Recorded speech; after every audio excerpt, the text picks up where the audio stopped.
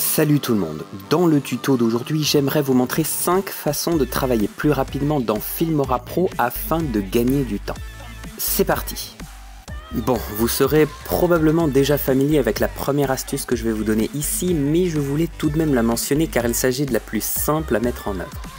Lorsque vous travaillez avec de lourds fichiers et beaucoup d'effets, il est toujours important de diminuer la qualité de votre prévisualisation pour une lecture plus fluide. Il est évident que vous voulez que votre montage rende parfaitement lorsque vous composez avec les couleurs ou les effets, mais si votre processus d'édition est constamment parasité par des ralentissements intempestifs, vous n'arriverez pas à sortir quoi que ce soit de bon. C'est toujours une bonne idée de diminuer la qualité de lecture en vous assurant qu'elle soit réglée sur brouillon. Vous pouvez toujours la régler de manière à obtenir une image de qualité complète lorsque vous la mettez en pause en vous rendant ici. Et bien évidemment, aucun de ces réglages n'affectera la qualité finale de votre exportation. Admettons que vous soyez un créateur qui utilise toujours les mêmes ressources musicales, graphiques ou même juste plusieurs clips qui reviennent souvent dans vos montages. Il peut être fastidieux de localiser et d'importer ces fichiers chaque fois que vous souhaitez travailler sur une nouvelle vidéo. Un moyen de gagner du temps est de créer un modèle. Un modèle dans Filmora Pro correspond à une copie parfaite du projet sur lequel vous travaillez et inclut des éléments communs vous permettant de ne pas avoir à réimporter les mêmes ressources à chaque fois.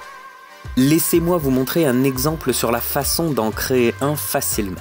Supposons que je fasse un vlog hebdomadaire et que j'utilise les mêmes pistes audio, les mêmes graphiques d'intro ou d'outro et la même structure de dossier dans mon panneau média. Créons un projet avec tous ces éléments correctement configurés mais sans rien de spécifique à l'épisode sur lequel je travaille.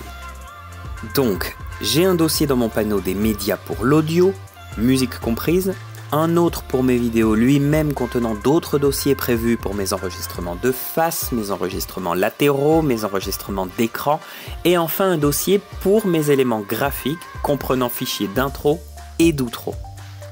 Génial, je n'ai maintenant plus besoin de créer de modèle pour les futures vidéos de ce genre. Enregistrons ce fichier sous le nom Vlog Template. Maintenant, lorsque nous recommencerons un nouveau projet, il nous suffira de copier ce fichier modèle et de commencer à travailler sur notre vidéo. Filmora Pro est livré avec une tonne de raccourcis clavier que vous pouvez personnaliser à votre goût. Vous êtes probablement familier avec certains des raccourcis de base comme CTRL-S pour sauvegarder, CTRL-C pour copier, CTRL-V pour coller. Mais jetons un œil sur ceux que vous n'utilisez pas souvent. Examinons d'abord ces 3 lettres sur le clavier, J, K et L. Taper sur la touche L permet de jouer nos séquences à la vitesse normale. Taper plusieurs fois sur cette même touche L permet d'activer l'avance rapide. La touche J ralentira, arrêtera ou inversera la lecture de votre clip dépendamment du nombre de fois où vous appuierez dessus. Et enfin, en tapant sur la touche K, vous mettrez votre tête de lecture en pause. Si vous parcourez une longue vidéo pour trier les séquences, ces commandes peuvent certainement vous faire gagner du temps. Si vous souhaitez scanner votre clip image par image, vous pouvez déplacer votre tête de lecture en utilisant les touches fléchées droite et gauche. Enfin, si vous souhaitez passer au clip suivant ou au clip précédent, vous pouvez utiliser les touches fléchées haut et bas. Et lorsque je coupe mon clip, je switch très souvent entre les outils sélection pour déplacer mes rushs et tranche pour les découper. Je peux basculer entre ces deux outils assez rapidement avec la touche V pour l'outil sélection et la touche C pour l'outil tranche. Ok, après vous être familiarisé avec Filmora Pro, je vous recommande vivement de profiter des différents espaces de travail que le logiciel vous permet de définir vous-même. Cela vous permettra, lorsque vous éditez, d'utiliser un espace de travail prédéfini, mais également d'en avoir un autre, uniquement prévu pour, par exemple, l'étalonnage des couleurs, ou alors encore un autre, si jamais vous travaillez uniquement avec des éléments texte. Vous pouvez vous-même personnaliser ces espaces de travail et en créer de nouveaux qui répondront mieux à vos besoins. Par exemple, vous avez probablement vu que nous n'utilisons pas l'espace de travail par défaut de Filmora Pro dans beaucoup de nos vidéos. C'est simplement parce que nous préférons avoir moins de panneaux à l'écran pendant le montage par souci de clarté. Par exemple, ici, Si je souhaitais ajuster cet espace de travail à mon goût, je déplacerais le panneau de la visionneuse dans le panneau du rognard et je redimensionnerais les autres panneaux. Une fois satisfait, je peux enregistrer cet espace de travail sous un nouveau nom que je choisirai. Alors une dernière remarque, si vous travaillez avec plusieurs moniteurs, vous pouvez en fait glisser les différents panneaux sur un deuxième écran si le montage avec plusieurs écrans facilite votre travail.